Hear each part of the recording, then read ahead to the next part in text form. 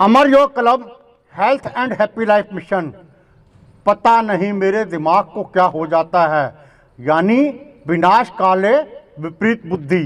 ये क्षण मेरी जिंदगी में ही नहीं, आपकी जिंदगी में भी कई बार आया होगा कि मैंने इतनी बड़ी गलती कैसे कर दी। वैसे यह विचार अक्सर गलती होने के बाद ही आता है, पर यह हमें 30 साल की उम्र के बाद ही महसूस होता है या हमें याद रहता है, वरना हम तो हमेशा दूसरों की गलती निकालते आए हैं और निकालते ही रहेंगे। अगर आप ज़रा ध्यान से सोचेंगे तो आपको अपनी जीवन की बहुत सारी ऐसी गलतियां याद आ जाएंगी जिसमें आप अपने आप से ही सवाल पूछ रहे होते हैं कि इतनी बड़ी गलती मैंने कैसे की।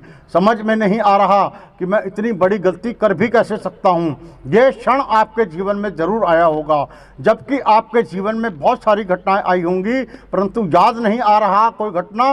तो मैं आपको एक घटना की याद दिला देता हूँ। ये बड़ा ही साधारण सा उदाहरण है, याद कीजिए।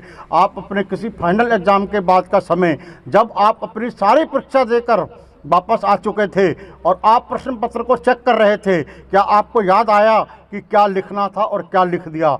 लिखना था कुछ और लिख दिया कुछ और। या तो मुझे इस सवाल का जवाब पता था, फिर भी पता नहीं मेरे दिमाग को क्या हो गया जो मैंने यह सब नहीं लिख पाया।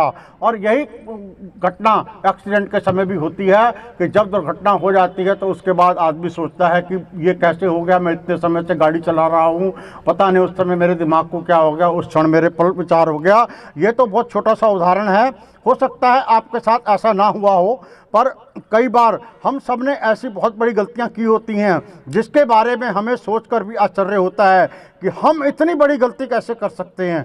जिनमें कुछ गलतियां ऐसी भी होती हैं जिन्हें कई बार किसी बात को बोलने के बाद अपनी गलती महसूस होती है कि यह मैंने क्या कह दिया या गलत बोल दिया, खाली मेरे गलत बोल देने से ही सारा काम खराब हो गया।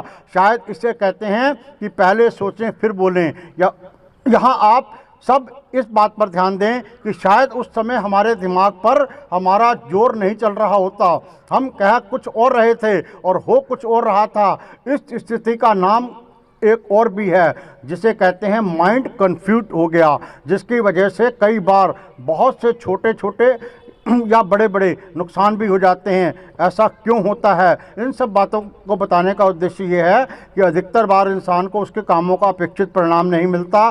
क्या आने वाली परिस्थितियों से आपके किए हुए कामों के परिणामों पर उसका फर्क पड़ता है? इन सब को बताने का मेरा मकसद यही है कि परिस्थितियाँ जो आपके बस में नहीं होती, ये अचानक बन जाती हैं और आपके किए हुए सही कामों के परिणाम को प्रभावित करती हैं और परिणाम को बदल देती हैं। ये परिस्थितियाँ आपके बस में नहीं है। इन्हें कौन बिगाड़ता है और ये कहाँ से आते हैं विचार, कहाँ से कैसे परिस्थितियाँ बनती हैं और बिगड़ती हैं, ये इन सब के बारे में फिर अगली बार चर्चा करेंगे।